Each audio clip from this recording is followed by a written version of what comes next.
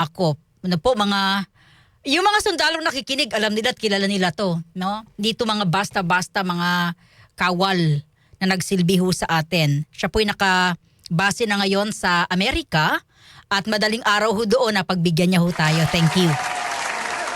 Konting background lang. Siya po yung nagsalita at nag-post sa social media nung nakita niya po yung mga badges ni General Reservist General Romero sa isang larawan. Si Colonel Acop may karapatan siyang magsalita. No? Kasi ho, yung mga badges niya, pinakamatataas na pagkilala ng ating pamahalaan, pinaghirapan niya. So sabi niya kanina sa initial na interview natin, irregular yun eh. Hindi lahat ng mga badges na aming nakukuha bilang mga combatant, yun ay ikipaglaban sa giyera. Hindi dapat binibigay yun sa reservist. Kasi yun po ay demoralized sa kampo ng militar. No? So babalikan ko si retired Colonel Dencio Acop. Colonel? Yes, andito po ako. Colonel, ano nangyari sa internet? Colonel, akala ko ang ganda ng internet sa Amerika, ha? hindi ko alam dito sa akin, maganda naman yung indicator pero hindi ko alam kung bakit. Okay, Colonel, ito diretso ko itatanong ha. Sabi ko, alam ko masasaktan ka kasi ito po ay dati mong tahanan. Pero hindi ba kung nabigyan siya ng mga badges na yan, hindi ba may corruption sa loob po ng militar?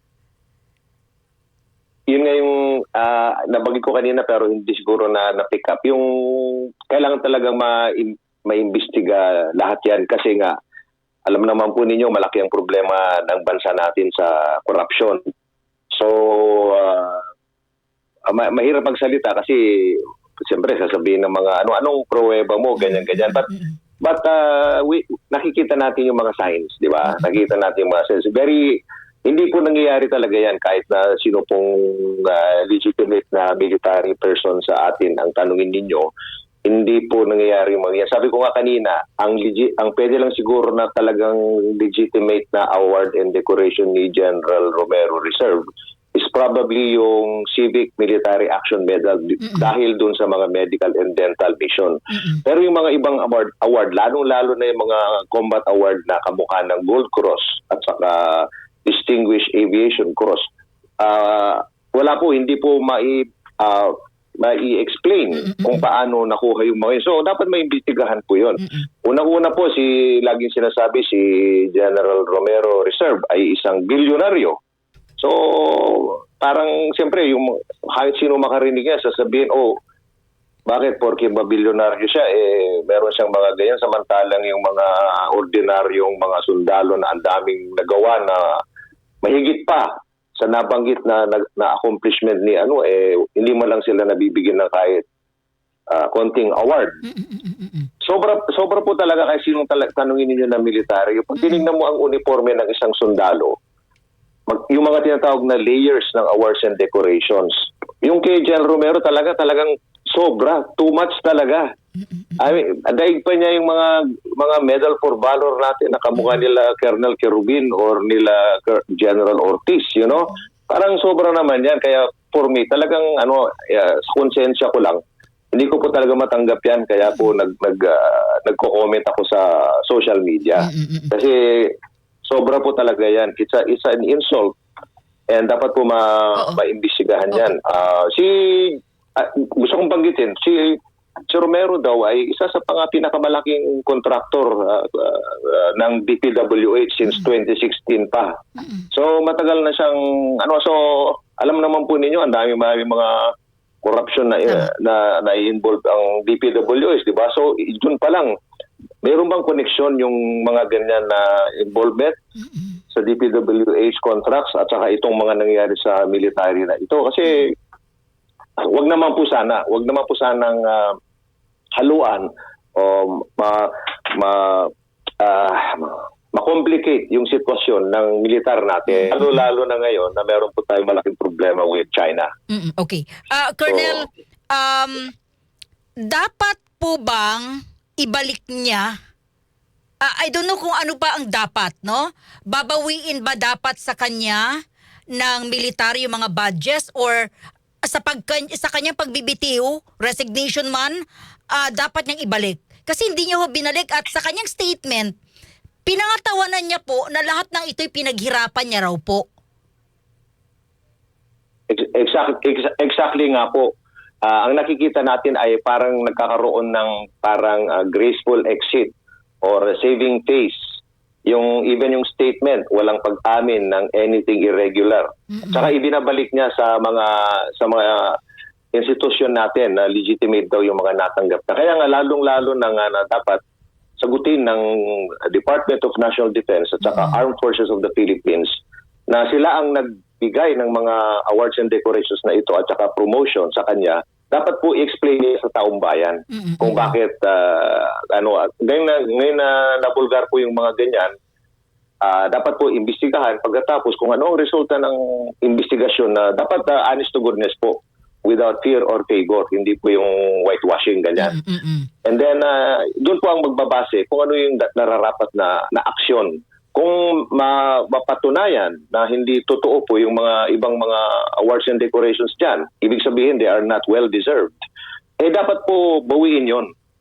Even yung promotion, I mean a reservist promotion from Lieutenant Colonel to 06 or Brigadier General in 4 years, kung hindi po nararapat yan, dapat po bawiin yan. Hindi naman po na nakatagga sa bato yung mga awards and promotions kung ma-determine na they are not legitimately earned. Pwede naman pong bawiin na yan Pero ang makakagawa niyan, yung issuing authority at saka yung hindi po si General Romero. Siyempre, kung sa kanya tayo aasa, alangan namang aaminin niya yung pagkakamali. Ganyan. Siyempre, dapat yung DND-AFP ang gumawa nito. Talaga hindi niya naman talaga ibabalik yun, sir. Oo. Tama ho kayo. Dapat yung issuing authority ang kumuha at mag-explain. Yeah, oo. Dapat. Colonel, As it should be. Oo. Colonel, sandali. Yung uniforme niya na suot, okay lang ho sa inyo yon. Yung nagpa-picture sila magkasama ni General yung uniforme niya na parang kawal din, okay ba yun? Nasuot din ng reservist? Yung mga uniforme, okay lang po yun kasi talaga namang nagsusuot din ng uniforme ang mga reservists, lalo-lalo na kung sila ay nagsiservisyo kahit during that part-time na authorized sila na magservisyo. Kasi yun po ang nature ng reservist natin Part-time sila. Part-time. Magiging full-time sila kung meron talagang giyera, tatawagin sila magiging full-time sila kung if there is an actual war.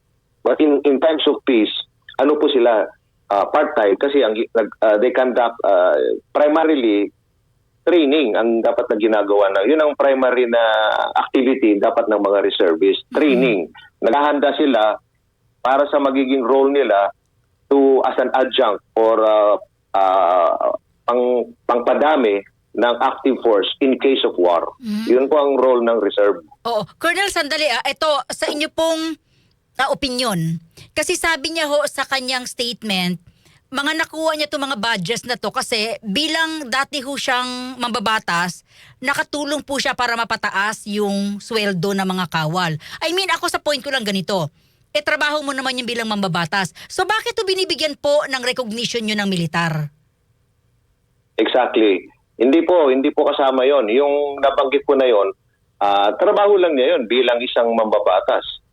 Kasi kung totoo yung ganyang claim, di lahat na reservist na mambabatas or whoever, mabibigyan ng mga ganyang mga award and decoration. Hindi naman siya lang naman na nabigyan ng mga ganyang pagkatambak-tambak na award and decoration. So, there is something very highly irregular in his case, in his particular case. Colonel, sa tingin niyo ho ba, meron pang katulad nito na hindi lang po na ibubulgar? I'm afraid so. I'm afraid na baka meron pang iba. Dapat po, kaya nga sa isang post ko, nabanggit ko doon, it's the tip of the iceberg. Kasi habang nahahalongkat ito, maraming lumalabas pa. Lalo, for example, yung sa case lang ni Romero, merong mga nagbo-volunteer na mga kaklase niya sa Armed Forces of the Philippines Command and General Staff Course na nag-attend lang siya ng 2 beses doon. Pagkatapos, nag-graduate siya, binigay ng badge. Paano naman po nangyari yun? Ako grabe din ako ng CGSC. Hindi po ganyan yan. So, kung nangyayari po yun, there is corruption going on even in the CGSC. Kaya tinatawagan ko ang DND-AFP na wag naman pong ganyan. Sa totoo lang, even nung nasa active duty pa ako, may mga napapansin na ako mga ganyan, pero hindi ganitong kalalapan noon. Pero yung mga ganyan, malala na yan, na ginagawa lang na parang istampad yung mga institusyon ng DND-AFP. We do not need this kind of mediocrity, lalo-lalo na ngayon na baka mapalaban tayo sa China. Oo. Colonel, sandali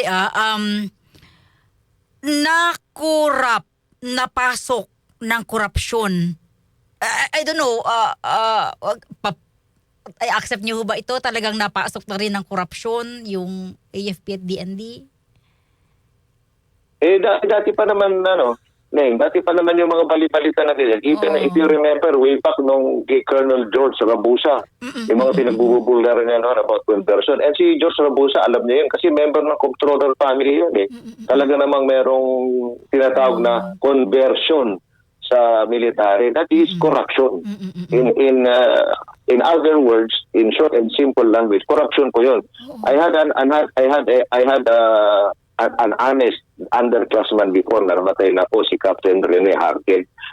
He used to be the editor-in-chief ng Cavalier Magazine ng Philippine Military Academy Alumni Association. Binulgar po niya yung mga issue ng corruption when he was the editor-in-chief. Instead na ma-reform niya yung armed forces, siya pa ang minalas. Dahil kinagalitan pa siya ng commanding general ng Philippine Army na wala daw corruption sa military. Samantalang meron lang talaga. Sa totoo lang, wala lang gustong umamin yan. Pero ako, inaamin ko yan. And maraming alam dyan, pero ayaw lang magsabi, ayaw magsalita because siguro, alam mo naman, yung brotherhood within the, hindi lang naman sa military, sa buong gobyerno naman natin, marami namang may alam talaga, pero ayaw lang nila magsalita. Ayaw nilang playing safe. Everybody is playing safe. Ang problema sa playing safe, lumulubog na yung ship of state natin, playing safe pa rin tayo. Kaya baka dumating yung araw na nandyan na yung China, ginawa tayong province of China, magugulat na lang tayong lahat. Yun ang resulta ng ating playing safe. Oo. Okay, Colonel, eto babalikan ko bago. Pupunta ako dyan sa sinasabi mo, Colonel huli na lang sa usapin nitong si Romero. Anong impact nito sa mga kawal? Base ho sa mga message ninyong natatanggap sa mga kapwa nyo dating kawal or kasalukuyang kawal? Talaga pong gimoralize sila po. Marami pong makita niyo naman even doon sa mga post ko sa public page ko. Mga libo-libo yung mga likes doon. Pagkatapos ang dami-daming comments sa thread. And from those alone, you can tell the sentiments of especially yung mga silbi ng matino sa military natin. Pati yung mga ordinary citizens, marami nagsasalita doon. Sinasabi nila na sobra naman yan, bakit naman ganyan, ayusin ko yan, ganyan. We are very, very concerned. So, concern ang kung hindi na nagsasalita yung karamihan, like I said, it is because yung mga active duty, hindi sila masyado makapagsalita kasi active duty sila. Ako nung active duty, ako, hindi po ako pwedeng makapagsalita. Pero nung nag-retire na ako, after my optional retirement, civilian na ako, ordinary citizen. Nag-iingay na po ako pag may tungkol sa mga anomalya. Kasi I felt na that is the only way na matulungan ko pa yung serbisyo kahit na wala na po ako sa uniform. Dapat po ganun. Okay, Colonel, usaping reservist, no? I don't know, no? Hindi naman natin minamaliit. Pero dito sa Pilipinas, I don't know, Colonel, kung naririnig nyo, nakikita nyo, ang dami na po mga reservist na mga showbiz personality, mga sikat. So, syempre, tinatanong din, no, ilang beses tayong lumubog sa baha, di naman daw po sila nakikita. Colonel, kapag reservist ba, sa opinion po ninyo, anyone can be a reservist? Ano po opinion nyo doon? Hindi po, not anyone can be a reservist. Para mong sinabi na anyone can be a soldier. Kahit na may mga qualifications required po yan. May screening process. Like anything else, di ba? Siyempre, for example, are you a person of integrity? Are you physically fit, mentally fit? Ganyan. Honest ka ba? May integridad ka ba? Kung ikaw ay isang corrupt na tao or hindi ka mapagkatiwalaan, wala kang integridad, hindi ka po pwede. Kasi mabigat po na tinatawag pong noble profession of arms yan eh. So kahit na reservist ka, still nakakonect ka dun sa noble profession of arms na yan. Meron pong mga values of ano yan, duty, honor, country. Honor is a big word in the military. So naabuso po yung pagpasok ng mga TV, mga personalities, yung mga I think naabuso po yan. It shouldn't be. Pwede yan, of course, kasi it's open to everybody who wants to volunteer. Pero meron pong kwalifikasyon yan. Yung mga DND-AFP naman na nagkakandak ng screening na yan, they should vigilantly do it. They should, dapat hindi na-award yan na parang pabor. Which is so prevalent in the Filipino culture of pakikisama, na i-accommodate mo lahat porque kakilala mo, kaibigan mo, kahit hindi naman qualified. So, yun na nagbibigyan ng problema sa atin. So, ngayon, itong mga reservists na to, kahit na part-time lang sila o kung sino-sino sila, like sila Robin Hood Padilla, ganyan, sila Romero or whoever they are. Pagkatapos, sila pa ngayon na nagwawala, nadudungisan yung mainstream regular army, standing army natin na lumalaban sa China. Ganun po ang epekto niyan. So, kung ako si Secretary Teodoro, or the chief of staff or the president or whoever who has the power, I would put a stop to that because that is a direct threat to our national security. Di po ba? Dapat nga yun ang bantayan natin eh. Di bali na yung external enemy na China, for example. Pero yung internal, yung nakakapasok mga infiltrator, mga spy ng China or whoever, ito, o kaya ito mga mediocre people na ito na isa-sacrifice nila yung bansa, yung national security for their personal aggrandizement, benefit. General ako, kahit na wala naman akong ginawa. Yun po ang problema ng Pilipino, masyado tayong obsessed with titles. General. We want all of the accolades and the privileges. But we do not want the hard work and responsibility. Oh, Yung po ang nangyari. Kaya si Romero po, tanungin mo, hindi naman niya alam yung mga pinagsasabi niya. Paul, yung sabihin niya, wala daw, nag-deviation, wala daw siyang gold cross. Samantalang tignan mo yung uniforme niya, unang-una yung gold cross dun sa, he does not even know what a gold cross looks like. Ganun po katanga si Romero. Okay. Colonel, pwede yung hindi niyo sagutin, ha? Pwede ring sagutin. Sa ibang topic po to kasi pagkakataon na kasama namin kayo, specialist, strategist, no? Peace and order. Paano ho ba dapat i-handle ng gobyerno yung usapin sa China? What do you think? Kung may advice po kayo. Meron namang mga na yan, Neng. It is already in place. The processes in institutions of government. Ako po, nag-aral po ako ng public administration sa UP. MPA po ako, Kabuhan ni Trillanes. So, at least, siguro naman may karapatan tayo magsalita even sa bagay na yan. May proseso po tayo dyan. Siyempre, via the tinatawag na idealist or liberal international relations, yan, kaya po meron tayong Department of Foreign Affairs. Sila po yung nakikipag-usap with China diplomatically. Yun po ang unang-una, di po ba? Ginagawa naman po yan. Siyempre yung military, pangalawa lang po yan, in case of war lang naman yan eh. Pero sa ngayon, hindi po dapat pumapasok ang muna kasi nga, siyempre, sino ba naman ang gustong magkagyera, di ba? Yung mga military naman, gagamitin lang sila pagka talagang bumagsak na yung negosasyon, yung diplomacy has failed. Okay. But right now, talagang puro diplomatic exchanges yan. Yung China, pinopromote nila yung kanila national interest. Pilipinas naman, syempre, we are also promoting our own national interest. Dapat peacefully. So malaki dapat ang role ng Department of Foreign Affairs. So sila po, in support lang po yung Department of Defense, FP. Ganon. Ganon po yan. So yung approach, tama naman po yun. At saka dahil mahinang bansa tayo, tama lang po na marami tayo mga defense alliances with countries like the United States through the Mutual Defense Treaty.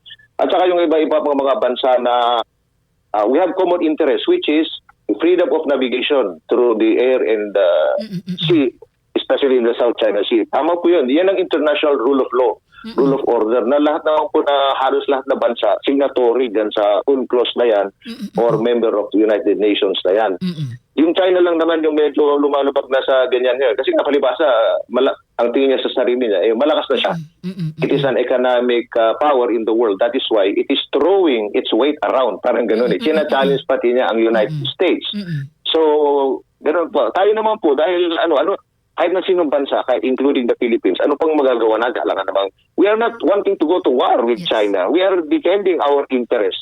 Yung China lang yung pasok sa tubig ng Pilipinas. That is why pumapalag ang Pilipinas. Now, with the help of our defense allies, di ba? So ano naman ang masama nun? Ganun naman talaga dapat. Okay, Colonel. Nasa abroad kayo, siguro naman nababasa nyo, nakikita nyo. Ano pong sa inyo na may mga officials na talagang malinaw na pro-China? Ito rin inaatake rin minsan ng ating mga officials. Sandali, teka, bakit parang pro-China ka? Nasa Pilipinas ka, Filipino ka. Ano pong sa inyo rito? Talaga kung hindi ko po maintindihan kung bakit po parang walang kapangyarihan ang mga nakatalaga. Meron naman tayong mga criminal justice system, meron naman tayong mga system of laws. Kung lumalabag po ang isang tao, kahit sino pa sila, especially yung tinatawag na treason, napaka-seryoso pong akusasyon yan. Marami po sa mga Pilipino, lalo-lalo na yung mga opisyal. Hindi ko po maintindihan kung paano nangyayari na isang senador, for example, ng Pilipinas, pro-China nga, kamukha yung sinabi mo, kitang-kita naman, do we need to debate the issue? Makita mo kung marinig mo yung sinasabi ng opisyal, pro-China, parang magtataka, bakit gano'n? Instead na, so yung mga ganun para sa akin, lahat pinag-aaralan ng mga abogado ng gobyerno yan. Kung treasonous yung mga statement na pinagbibitaw ng mga yan, or yung mga action nila, puro parang bordering on treason, because it is pro-China rather than pro-Philippines, dapat po imbestigahan niya. Pagkatapos kung meron pong pasok sa kaso, kasuhan po yan. Ng treason, which is a very serious offense. Ang treason po, parang traitor ka sa sarili mong bansa. Noong unang panahon po, punishable by death yan. Punishable by death po yan nung unang panahon. Oo. Okay. If you go against Oo. Sige. Okay. Colonel, nakikita naman yung situation namin ngayon, di ba? Lumulubog kami sa baha. Nawawala raw po yung pera for the flood control.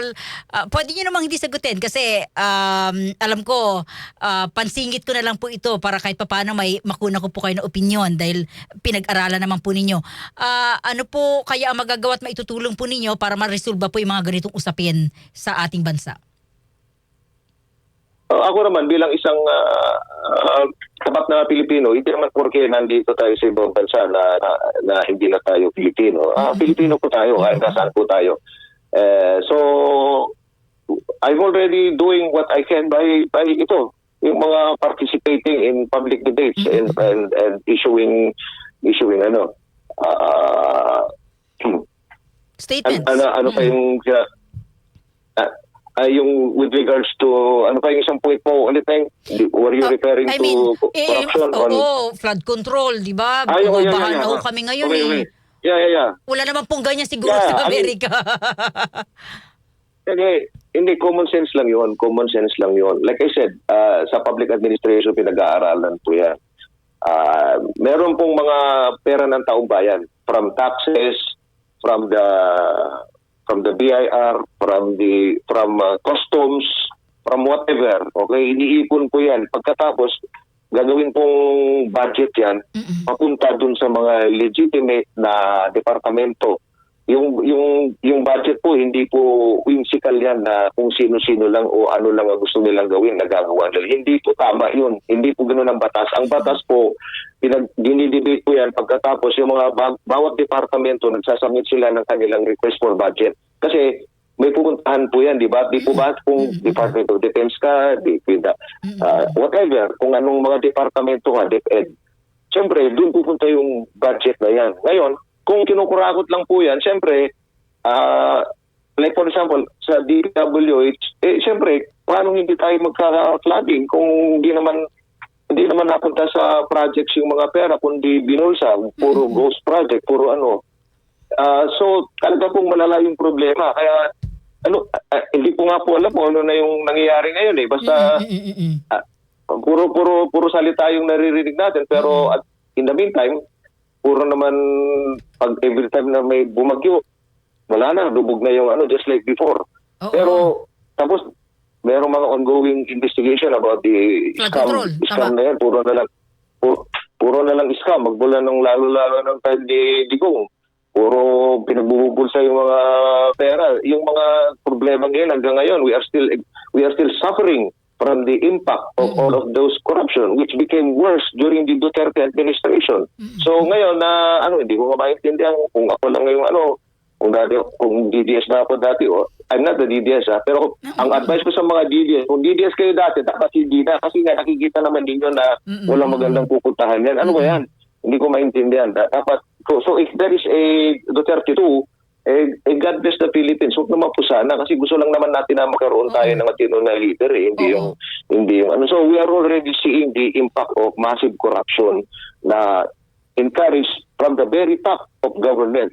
Yun po malalang problema ng Pilipinas. Dati po parang minor, isolated yung mga ganyan. Pero ngayon po malaganap na. It seems like the top officials in our government, sila mismo yung involved. Siguro hindi nila matanggihan yung mga bilyon-bilyon na pera na inaan yan. Pero masama po yun. Tayo mga Pilipino, naniniwala po tayo sa Diyos. Kahit naman bilyonaryo ka dito, kung impyerno naman ang pupunta mo pag namatay ka, ano naman yun? Colonel, diba? So dapat yung mga Pilipino mag-isip sila. Yes. Colonel, wala na ho ba kayong balak bumalik sa Pilipinas or maybe enter politics or advisors or may lumalapit ba sa inyo to balik ka rito para kahit paano makatulong ko sa ilang mga departments? Malala po yung problema natin If you join politics now, chances are kahit na sino ka na matino, malinis na tao, madudungis ka, magiging corrupt ka din. So the only way now is to overhaul the entire system of governance. Parang sana kung meron lang ulit pagkakataon na kamukha nung kay President Cory Aquino nung EDSA Revolution 1986 na nabigyan siya ng mga revolutionary powers. Yung po ang kailangan ng isang Pangulo ngayon na kung talagang matino tayo, ayusin natin ang kabuuan ng ating gobyerno. Piliin natin mabuti kung sino yung mga pinuno natin, yung mga ilalagay natin sa mga pwesto. At palakasin ang criminal justice system so that kung merong mga mag-abuso, corruption, abuse of power, siyempre, hindi makakaporma yung mga ganyan. That is what we need to do in the Philippines. Unfortunately, mahina po yung mga ganyang sistema natin. Naibalik na natin yung Pilipinas sa demokrasya from the Marcos Sr. 20-year tawag na dictatorship. Pero siguro dahil mabait masyado ang mga Filipino. Yung system of democracy, kumbaga sa kanila parang yung mga gumagawa ng yung mga magagaling na gumawa ng hindi maganda. They have found ways and means to undermine the system. Ngayon, yung system naman natin kasi it's not strong enough to prosecute, di ba? Hindi mo saan nakakita ng mga nakasuhan na dati. Sila na naman yung tatakbo, mananalo pa. Puro ganun. Pero paano naman tayong ang tanga-tanga natin mga Pilipino na kung sino pa yung buwang sa atin, yung pa yung ilalagay mo sa pwesto. Grabe, the worst Diba? That is why you see me now na siyempre kung makakagawa tayo ng maganda of course, I would. Sino pa naman ng lalo na Pilipino gustong tumulong yan. Pero gusto natin, yung meron talagang pupuntahan na maayos, hindi yung naglolokohan lang tayo. Okay, Colonel. That is the problem. Last question. Dahil for security matter, ito yung iyong forte ano ba yung advice nyo? Colonel, nauuso na ho rito sa Pilipinas yung nagbabarilan sa school, yung mga student like dyan sa US. Ano ba yung pwedeng maitulong mo para hindi na po ito maulit-uli? Yeah, that's parang nagiging universal problem na yan, hindi lang sa Pilipinas. In fact, nauna nga dito sa Amerika yung mga ganyan. And even in other countries of the world. Tama. Nangyayari yan because of the globalized internet. Lahat na lang yung mga even yung mga kabataan natin na yung utak nila immature pa, hindi nila kayang iproseso yung mga bagay-bagay. Nakaka-access sila ng mga dapat hindi nila na-access, including violent video games, very lax ang mga gun laws, even here in America. And therefore, every now and then, merong active shooting incidents sa mga eskwelahan perpetrated by, ang magagawa lang naman natin sa ganyan lang is to enact, siyempre, batas. Mag-enact ng batas para maging stricto yung gun control, para sana kung pwede lang baguhin, i-update ang mga school curriculum para mabantayan ang mga bata, or how do you now connect the home and the school, yung mga parents and teachers, para masubaybayan nila ng maayos yung kanilang mga anak. Kasi hindi mo talaga, paano mo naman bantayan yung anak mo 24/7 na nakikita mo palagi kung ano yung pinapanood nila sa di ba? Yung mga gano'n And ang dami niyan. And so, while siguro naman, we would like to believe na karamihan ng household and families are okay. But, siyempre, hindi mo masubaybayan lahat. Lalo-lalo na ngayon na, for example, in America even, mukhang napupunta na rin ang Pilipinas sa gano'n. Yung mga broken families, broken homes, dumarami na yung ganyan. So, hindi na ngayon nabibigyan ng tamang guidance ang mga kabataan, di ba? So, many of these children are lost. They are lost. So, siyempre, connected yun. So, that is how we solve these types of problems. Ganun po. Okay. Colonel, kinain ko lahat ng oras mo. Nakiusap ako sa iyo. Sabi ko 20 minutes lang. Pero ang haba na po. Maraming salamat na pagbigyan niyo po ako. Mahalaga ang mensahe po ninyo sa ating mga kababayan, lalo na po sa mga kawal, kapwa niyo po kawal. Ano po ang inyong mensahe sa kanila? Even if the fight is uphill, sabi nga ni St. Paul, just continue fighting the good fight, because your reward will be great in heaven at the end of your life. Meron kayong iiwan na legitimate na legacy sa inyong mga anak at saka future Filipinos na maganda. Your name will be held in high esteem because you serve with honor. Samantalang kung ikaw ay isang pretender na kunwari gumawa ng maganda pero hindi naman, nagpe-pretend lang, you have all the titles, you have all the money, you have all the undeserved accolades or the mga palamuti and katangian na hindi naman totoo, wala rin yun. At the end of life, at the end of the day, wala ka rin pupuntahan, impyerno lang. So totoo lang. Whether you believe it or not, you have a soul, and your soul is going somewhere, some place when you die. Ilang sa taas buhay natin ito, we learn a lot of things, di ba, especially us na retired veterans. Siyempre, these are the lessons we have learned. And sinishare ko lang po yung kabuuan ng aking mga nalalaman at saka natutunan sa buhay na ito. And I'm trying to combine everything. And you will see that connected ang tangible and intangible. The material and the spiritual. They are connected. The one inspires the other. So kung sundan mo ang isang bagay na wala, pang personal lang, walang mangyayari sa ating lahat. But if you pursue one that is pro-Filipino, pro-Philippines, baka maganda po yan. And at the end of the day, may kinanahatnan. Nakalimutan ko na yung Tagalog. ang buhay mo, Okay. di ba? So God bless all of our soldiers, our men and women in uniform. God bless all of them. Colonel, salamat sa oras. Sana lagi kayong bukas sa amin. And thank you sa inyong mensahe sa ating mga kawal, sa ating pamahalaan. Saludo kami sa inyo, sir. Salamat po. Thank you. Saludo rin ako, sir. Maraming salamat si Colonel, retired Colonel Dencio Acop. DZX